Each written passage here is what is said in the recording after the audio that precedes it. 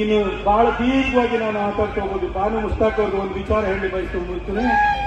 ಅಲ್ಲ ಬಂಧುಗಳೇ, ನಾನು ಮೊನ್ನೆ ಫಸ್ಟ್ ಸ್ಟೇಟ್ಮೆಂಟ್ ಕೊಟ್ಟೆ ಬಾನು ಮುಸ್ತಾಕ್ ಅವರಿಗೆ. ಇದು ಹಿಂದೂ ಸಂಪ್ರದಾಯಕ್ಕೆ ಪ್ರತೀಕವಾಗಿ ಪೂರಕವಾಗಿ ನಡೆಯುವಂತಹ ಒಂದು ಉತ್ಸವ. ಇದು ನವರಾತ್ರಿದು 9 ದಿನಗಳ ಆರಾಧನೆ ನಡೆಯುತ್ತೆ. ತಾಯಿ ಚಾಮುಂಡೇಶ್ವರಿಗೆ ವಿವಿಧ ಅಲಂಕಾರವನ್ನು ಮಾಡ್ತಾರೆ.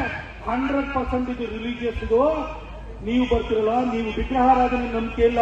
ಅಲ್ಲಾಹನ ಬಿಟ್ಟು ಯಾರು ದೇವರು ಅಂತ ನೀವು ನಂಬಲ್ಲ. ಹಾಗಿರ್ಬೇಕಾದ್ರೆ ಸಿದ್ದರಾಮಯ್ಯ ಕರೆದ್ರು, ನೀನನ್ನು ಬರ್ತೀರಿ ಮೇಡಮ್ ಅಂತ ಕೇಳಿದೆ. ಓ, ನೀವು ಮುಸ್ಲಿಮನ್ನ ಕಾರಣಕ್ಕೆ ವಿರೋಧಿಸಿ ಅಂತ ಹೇಳ್ತಾರೆ. ನಾವು ಮುಸ್ಲಿಮನ್ನ ಕಾರಣಕ್ಕೆ ಯಾರನ್ನು ವಿರೋಧಿಸಿಲ್ಲ. ಇವತ್ತು ಕೆಳಗಡೆ ಅಬ್ದುಲ್ ಕಲಾಂ ಅವ್ರನ್ನ ಪ್ರೆಸಿಡೆಂಟ್ ಆಗಿ ರಾಷ್ಟ್ರಪತಿಯಾಗಿ ಮಾಡಿದ್ದೆ ಬಿಜೆಪಿ. ಬಿಸ್ಮಿಲ್ಲಾ ಖಾನ್ ಅವರಿಗೆ ಭಾರತ ರತ್ನ ಕೊಟ್ಟಿದ್ದು ಅಟಲ್ ಬಿಹಾರಿ ವಾಜಪೇಯಿ. ಜಾಕಿರ್ ಹುಸೇನ್ ಅವರಿಗೆ ಪದ್ಮಭೂಷಣ ಕೊಟ್ಟಿದ್ದು ಅಟಲ್ ಬಿಹಾರಿ ವಾಜಪೇಯಿ. ಇವತ್ತು ಶಿರಡಿ ಸಾಯಿಬಾಬಾಗೆ ಭಕ್ತಿಯಿಂದ ನಡ್ಕೊಂಡು ಸಂತ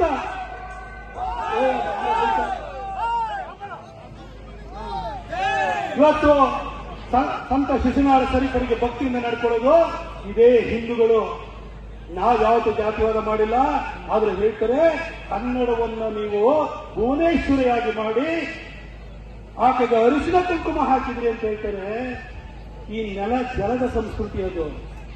ಅದಕ್ಕೋಸ್ಕರ ನಮ್ಮನ್ನು ಹೊರಗಡೆ ಇಟ್ಟಿದ್ರಿ ಅಂತ ಹೇಳ್ತಾರೆ. ಈ ಸಂಸ್ಕೃತಿ ಬಗ್ಗೆ ಇವತ್ತು ಎಷ್ಟು ತಾತ್ಸಾರ, ಎಷ್ಟು ನಿರ್ದಯ ಭಾವನೆ ಇದೆ ಅಂತ ಯೋಚನೆ ಮಾಡಿ. ಅವನ ಗಜ್ನಿ ಬಂದಿದ್ದ, ಗೋರಿ ಬಂದಿದ್ದ, ಅಕ್ಬರ್ ಬಂದಿದ್ದ, ಹುಮಾಯೂನ್ ಬಂದಿದ್ದ, ಬಾಬರ್ ಬಂದಿದ್ದ ಅಂತ ಹೇಳ್ಬೇಡಿ. ಬಾಬರ್ ಇಂದ ಇರ್ಬೋದು ಹೊತ್ತು ಬಾನು ಮುಸ್ತಾಕ್ ಅವರಂತವ್ರು ನಮ್ಮ ಮಧ್ಯದಲ್ಲಿದ್ದಾರೆ. ಅದಕ್ಕೋಸ್ಕರವಾಗಿ ನಾನು ಎಚ್ಚರಿಕೆ ಕೊಡ್ಲಿಕ್ಕೆ ಬಂದಿದ್ದೀನಿ ಬಂಧುಗಳೇ. ಇವತ್ತಾದ್ರೂ ಹಿಂದೂಗಳು ಜಾತಿಯನ್ನು ಬಿಟ್ಟು ಗಣೇಶೋತ್ಸವದ ಈ ಸಂದರ್ಭದಲ್ಲಿ ಈ ದೇಶವನ್ನು ಉಳಿಸಿಕೊಳ್ಳೋದಕ್ಕೋಸ್ಕರ ಜಾತಿಯನ್ನು ಬಿಟ್ಟು ಹಿಂದೂಗಳ ಒಂದಾಗಿ ಬಾಳಿ ಅಂತ ಹೇಳಿ ನಾನು ನಿಮ್ಮನ್ನು ವಿನಮ್ರವಾಗಿ ಕೇಳಿಕೊಂಡು ಇದೆಲ್ಲ ಒಳ್ಳೆ ಕಾರ್ಯಕ್ರಮವನ್ನು ಆಯೋಜನೆ ಮಾಡಿದ್ರು. ಇವರೆಲ್ಲ ಅಲ್ಲೇ ಒಂದ್ ನಿಮಿಷ ನಮ್ಮ ಹೆಣ್ಮಕ್ಳಿಗೆ ಡಿಜೆನಲ್ಲಿ ಡ್ಯಾನ್ಸ್ ಮಾಡಬೇಕು ಅನ್ಸ್ತಿದೆ. ಅವ್ರಿಗೆ ಒಂದೇ ಒಂದು ಮಾತಾಡ್ತೀನಿ. ಕಾಶ್ಮೀರದಲ್ಲಿ ಹೋಗಿ ಡಿಜೆ ಹಾಕಿ ಡ್ಯಾನ್ಸ್ ಮಾಡಕ್ಕೆ ಇಸ್ಲಾಂನಲ್ಲಿ ಸಂಗೀತನ ನಿಷಿದ್ಧ ಇದೆ, ತಿಳ್ಕೊಬಿಡಿ.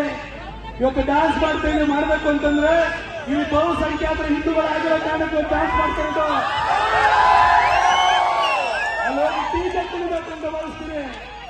ಬೇರೆ ದೇಶದಲ್ಲಿ ಹೋಗಿ ನೋಡಿ ಪರಿಸ್ಥಿತಿ ಏನಿದೆ ಅಂತ ಗೊತ್ತಾಗುತ್ತೆ.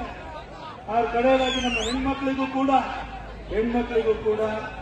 ಅವರಿಗೂ ಒಳ್ಳೆದಾಗ್ಲಿ. ದೇಶದ ಬಗ್ಗೆ ಬರೀ ಗಂಡಸರೇ ಚಿಂತೆ ಮಾಡೋದು, ಬಲಿದಾನ ಕೊಡೋದು ಅಂತ ಅನ್ಕೊಳ್ಬೇಡಿ. ನಿಮಗೂ ಶಕ್ತಿ ಇದೆ.